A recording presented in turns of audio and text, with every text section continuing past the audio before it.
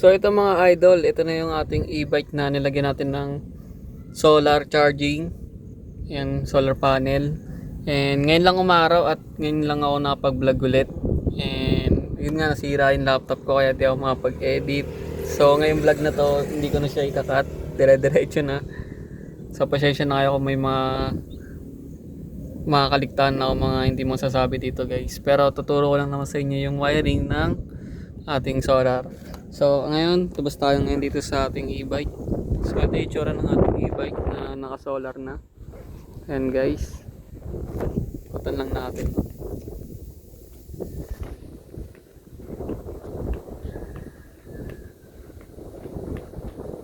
Ayan, bali tinupi ko lang muna yung mga kortina kasi umaraw na. Tsaka para malinis din tignan. Ayan, bali second hand lang natin nakuha tong solar, e-bike. Then 25k lang natin nakuha guys. Bali ERBS 3 siya. Meron na kasing latest ngayon yung 4. So maganda na yung ano ng motor, tsaka yung mga controller nun. So ito, simulan natin yung kung paano natin install itong solar system dito sa ano guys, sa e-bike natin. So napakadali lang, basic na basic. Bili lang kayo ng panel. So ito yung panel natin, 200 watts. Ayan guys. Then binolt ko lang siya rito. Ayan. So matibay yung ano nito guys, yung bubong. Makapal yung bubong niya, hindi siya basta-basta. So wala na tong bracket, diniretso ko ng ano to, tornilyo. So wala siya tornilyo, yung pang bubong lang na ano to guys, na screw. Ayan. Diretso ko na. Hindi naman siya gumagalaw. Tibay naman. Sumasabay naman siya sa galaw ng e-bike. And nakailang lubak na rin ako, hindi naman siya natatanggal. Ayan. So start tayo dun sa wiring. From solar, ito, positive negative. Kita nyo yun guys dito. Ito positive negative. So may mark yan dito. So may ano nya. Saan ba makikita? Ayan. So may mark to eh. Ayan. Ito lang, sundan natin yung red wire. So may makikita naman kayong ano dyan guys. Mark. Ayan, katulad na ito. Ayan, wala mo papakita. Medyo maliwanag kasi. Ayan, may negative siyang nakalagay. Ayan. So malalaman nyo kung negative yung wire na yun. Ito naman sa kabila positive. Ayan, positive. Kita ba? Ayan, positive. So tatap nyo lang siya dun sa may. So bumili pala ako ng ano no, ng extension wire niya no. So may ganito na siyang kasama. So plug and play na lang. Ayan guys, bali yung red wire na galing solar. Ayan. Then may negative, yung black. Ito siya. Papunta dito sa breaker natin. Ito yung breaker natin, ayan. So 20 amp to, dapat nga ano eh, binabahan ko pa ng ampere. Yan, bali pag bibili kayo, baba nyo lang siguro kahit mga 10 ampere para kung sakaling mag short, magti-trip agad siya. Then nilagay ko rito sa positive negative. Kahit baliktad, okay lang naman, baliktarin nyo dito. Kung dito yung red wire or dito yung black wire, okay lang naman. Then ayan, bali naka-on nga to, naka-on nga pala to ngayon. Tapos dito naman sa kabila, ayan, so baba muna natin. Dito naman sa kabila, ayan, ganun din, sundan nyo lang yung MPPT nyo no. Yung MPPT pala natin, nabili ko lang to sa Shopee, nasa 1,000 lang, 1,1 ata. Nagmamahal nga to ngayon kasi umahal ng kuryente, kaya dahil nagbibilihan ng solar. So ayan, punta tayo sa MPPT. So di na kayo malilito guys kasi may positive negative naman yung wire niyan, may color coding na. So tapat nyo lang siya dun sa may ano, sa red wire ng solar. Ayan, dito. Ayan guys, oh. Bali red wire. Dun lang din, tapat nyo lang din yung black. Dun din sa black ng MPPT natin. Ito yung MPPT. So dito na yan, naka ano na yan, input nya yan, input. So ngayon, itong charger natin, may ano rin yan, positive negative sa kabila. Ayan guys, positive negative nya. Ngayon yung positive nya, yung red wire, may sarili na siyang fuse, kaya din ako naglagay ng breaker para kung sakaling mag short doon sa charging natin, eh dito na siya mag ano, tawag dito, mababasted yung fuse nya. So yung fuse nito is same lang sa mga sasakyan.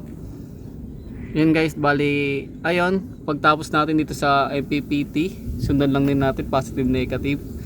Then yung extension wire na ginamit ko dito guys, pinutol ko kasi ito eh. Ngayon, kinagamitan ko na itong dito. Kinabit ko lang siya dito.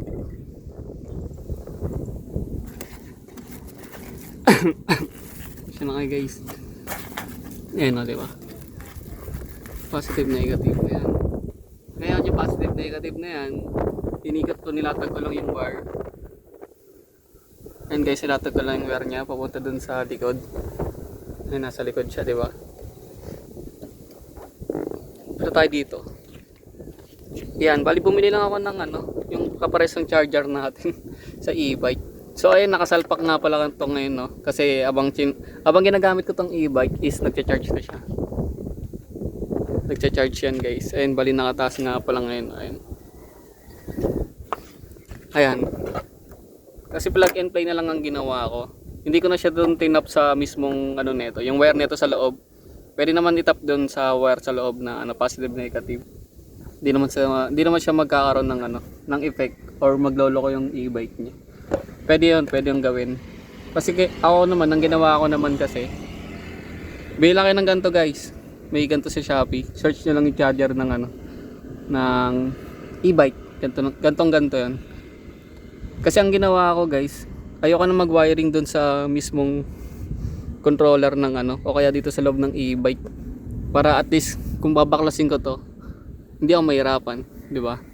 Kasi ito naman, kung sakali, di ba, kung may mga e-bike kayo na tropa na ano, na lobat, pwede nyo i-charge, may i-charge sa inyo na naka-solar. So charging naman ito kahit 2 hours to 3 hours lang na nakatambay kayo sa araw, mapapaandar nyo na yung e-bike na lobat para lang makauwi. So ayun guys, nilalagay ko siya palagi dito. Yan, positive, negative, may wire nga pala, color coding to. Pag bumili kayo nito, may ano siya, may wire sa dulo na red and black.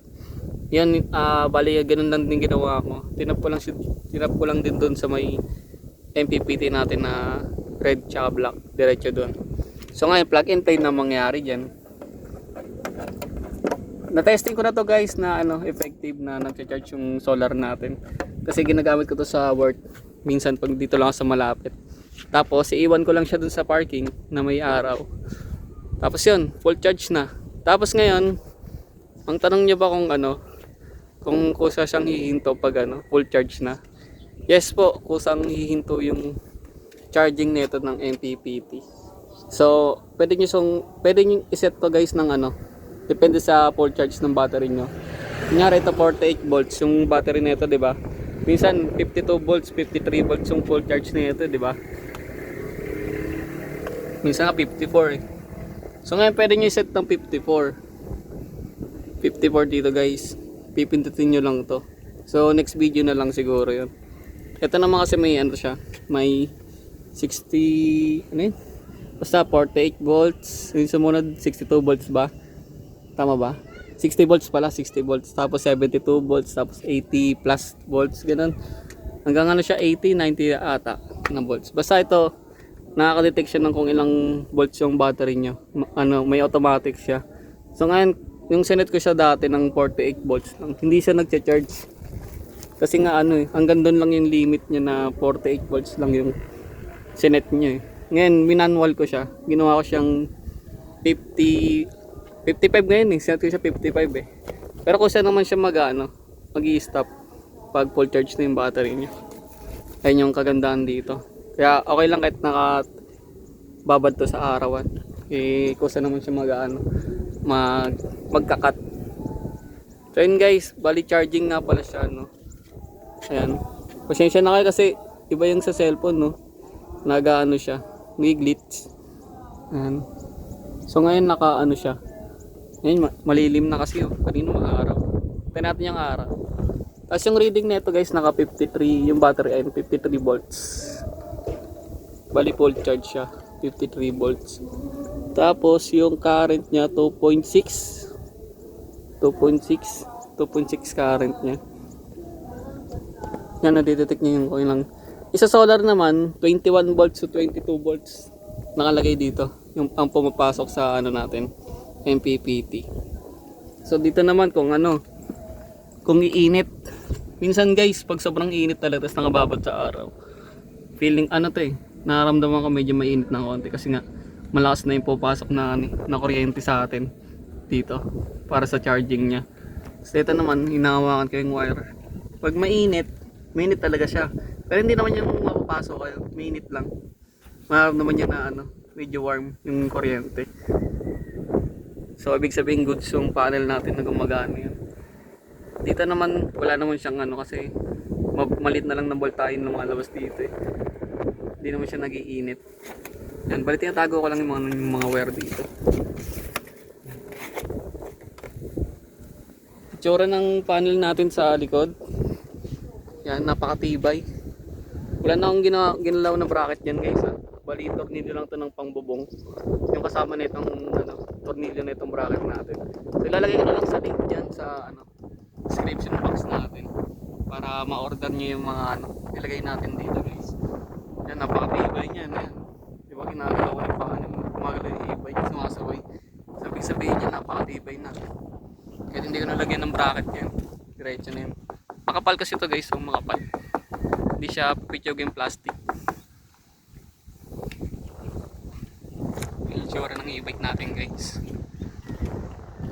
Kaya ako pala nilagyan to ng solar panel kasi may kami mag-rides. Pag long ride.